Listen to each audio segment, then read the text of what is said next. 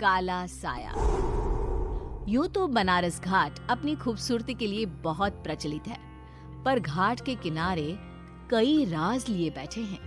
ये कहानी शुरू होती है बनारस के घाट के पास बने ममता निवास से, जहाँ प्रिया लाल जोड़े में ममता के घर उसकी बहू बनकर आती है। आओ आओ बहू, घर को अपने पैरों से पवित्र करो। ममता घर की दहलीज पार कर ही रही होती है कि अचानक एक बहुत गंदी सी बास पूरे घर में फैल जाती है।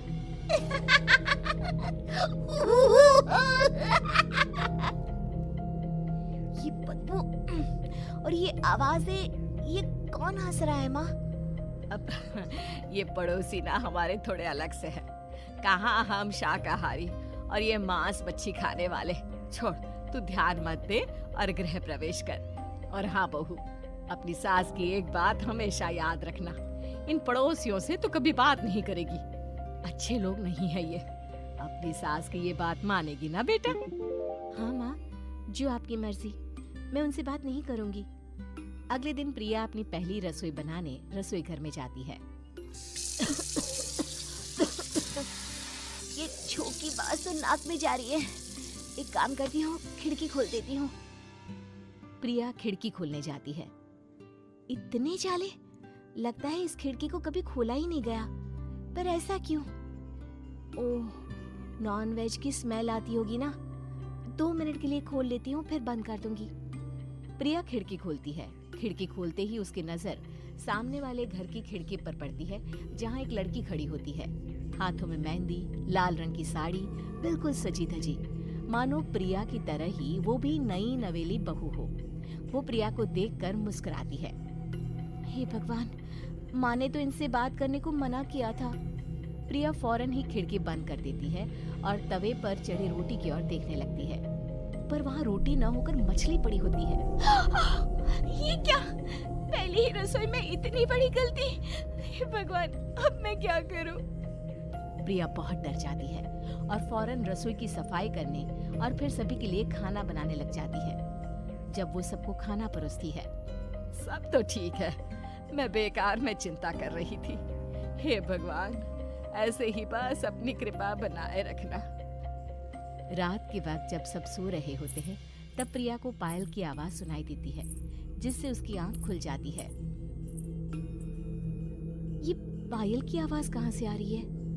प्रिया उठकर उस आवाज के पीछे छत की सीढ़ियों तक जाती है। तभी उसे बच्चे के रोने की आवाज आती है। प्रिया छत पर जाती है तो क्या देखती है?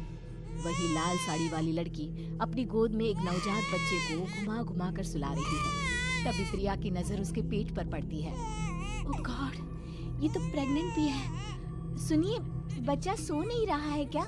मैं कुछ मदद करूं? नहीं नहीं, आपके घर वालों को अच्छा नहीं लगेगा, मैं संभाल लूंगी। स्नेहा की गोद से बच्चा हाथ मारकर प्रिया की गोद में आने को छटपटाने लगता है।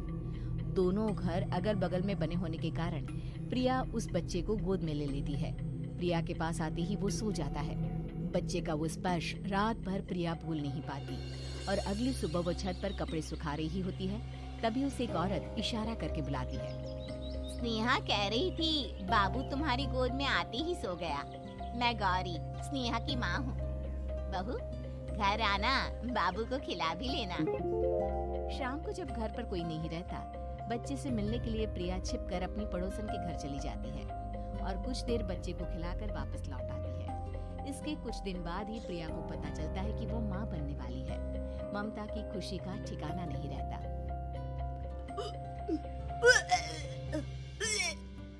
माँ जी, पता नहीं क्यों उल्टी आ रही है।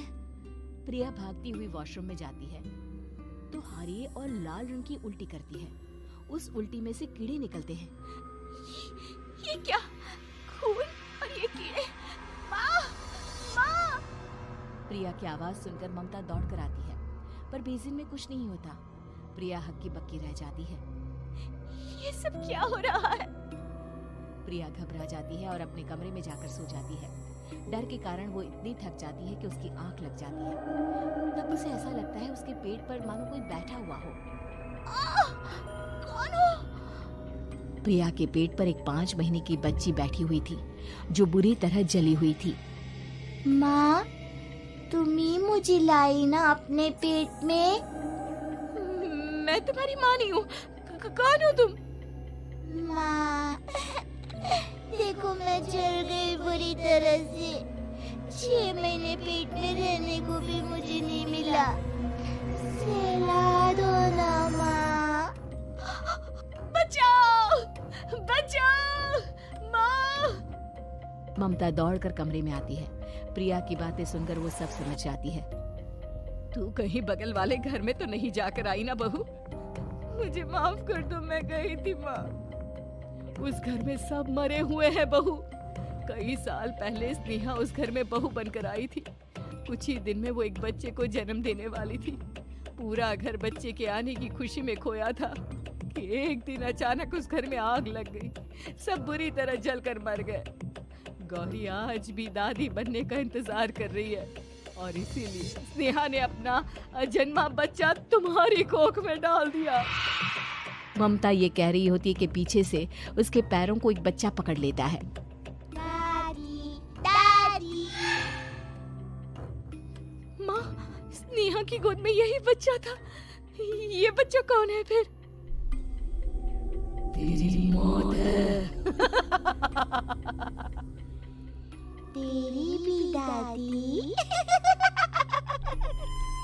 जिस चीज का ममता को डर था वही हो गया। ममता निवास के ऊपर मौत ने चादर बिछा दी थी। प्रिया का पेट ऐसे बढ़ जाता है मानो 9 महीने का हो। 2 हाथ उसके पेट से बाहर निकलते हैं।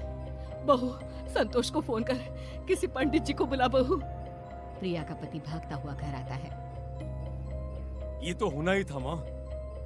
तेरा बाप तेरे सामने आ गया तो तू सह नहीं पा रही है। स्नेहा घर में आग लगी नहीं थी, माँ ने लगाई थी प्रॉपर्टी की लालच में। और वो बच्चा मेरी पहली पत्नी का बच्चा है, मेरा बेटा, जो कि उस आग की चपेट का शिकार हो गया था। मैंने तुमसे ये सब माँ के कहने पर छुपाया था।